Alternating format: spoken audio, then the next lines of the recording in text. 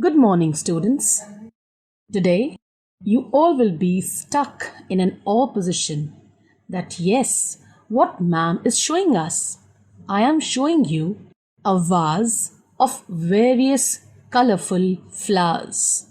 And yes, we are very much connected to the topic of the Civics chapter number 1, which tells the title is Unity in Diversity, or it is much more written and explained as understanding diversity. Diversity means that of different varied languages or color. We stay in India, and India is a country of many diversities. We speak different languages, we have various types of food, we celebrate different festivals, and we practice different religions. But actually, if you think about it, we do many things that are similar, except, yes, students, throwing light on the word diversity, this is chapter 1, Understanding Diversity. 3 children around your age have drawn the figures above. You can see the figures here. Use the empty box to draw your human figure. There is one box here in which you can draw your empty figure. Is your drawing similar to any of the others?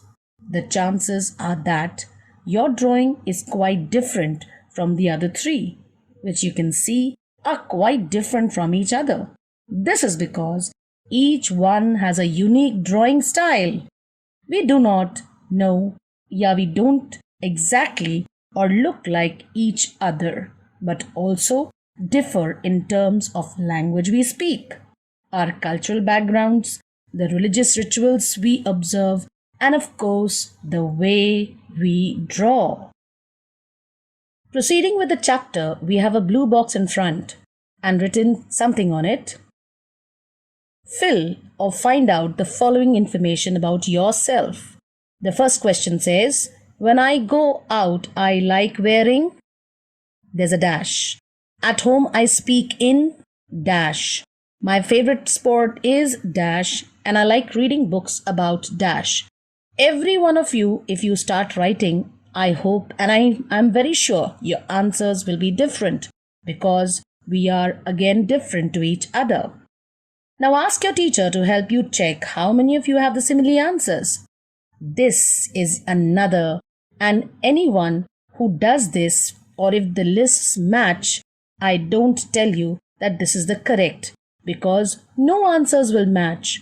Everybody will have a different answer. Many of you may have similar answers, but how many like reading the same kind of books? How many different languages are spoken by the same students in your class? But now you must have recognized the many ways in which you are quite like some of your classmates and other ways in which you are different from them. Moving with the next chapter, making friends. Do you think it would be easy for you to make friends with someone who was very different from you? Read the following story and think about this. Now there is a nice story. Let's proceed with the story. I had meant it as a joke made up of small, ragged boy who sold newspapers at the Janpat, crossing at the busy intersection. Every time I cycled past, he would run after me, holding out English paper and screaming out of the evenings, headlines in a mixture of Hindi and English words. This time I stopped by the pavement and asked for the Hindi paper. His mouth fell open. You mean you know Hindi? He said. He asked. Of course, I said as I paid for the paper. Why? What did you think? He paused. But you look so Angrez. And he said, you mean you can even read Hindi even if you look like an Angrez? Of course I can, I said this time, a little impatiently. I can speak, I can read, and I can even write Hindi. Hindi is one of the subjects I study in my school. Subjects? He asked. How could I explain what a subject was to someone who had never been to a school. Well, it is something, I began, but the lights changed, and the honking behind me grew a thunderfold, and I felt and let myself be pushed along with the rest of the traffic. The next day, he was there again, smiling at me and holding out a Hindi paper. भैया, he said, आपका अखबार. अब बताइए, यह subject क्या चीज है? The English word sounded strange on his tongue. It sounded like its other meaning in English, to be ruled by someone else. Oh, it's just something to study, I said. And then, because the red light came on, I asked him, have you ever been to a school?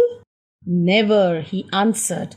And he added proudly, I began working when I was so high. He measured himself against my cycle seat. First, my mother used to come with me, but I can do it all alone. Where is your mother now? I asked. But then the lights changed and I was off. I heard him yell from somewhere behind me, she's in Meerut with. The rest was drowned out. My name is Samir, he said the next day, and very shyly he asked, what's yours? It was incredible. My bicycle wobbled. My name is Samir too, I said. What? His eyes lit up. Yes, I grinned at him. It's another name for Hanuman's father, you know? So now you are Samir Ek and I am Samir Do, he said triumphantly. Something like that, I answered, and then I held out my hand. Haath milao, Samir Do. His hand nestled in mine like a little bird. I could still feel its warmth as I cycled away. The next day, he did not have his usual smile for me. There is trouble in Meerut, he said. Many people are being killed there in the riots. I looked at the headlines. Communal riots? It blazed. But Samir, I began. I'm a Muslim, Samir, he said in answer, and all my people are in Meerut. His eyes filled with tears, and when I touched his shoulder, he would not look up. He was not at the crossing the day after, neither the day after nor ever again, and no newspaper in English or Hindi can tell me where my Samir Do has gone. While Samir Ek is more familiar with English, Samir Do speaks Hindi. Although they both are more at home in different languages, they still communicated with each other. They made the effort to do so because this was what was important to them. Samir Ek and Samir Do also come from different religious and cultural backgrounds. While Samir Ek is a Hindu, Samir Do is a Muslim.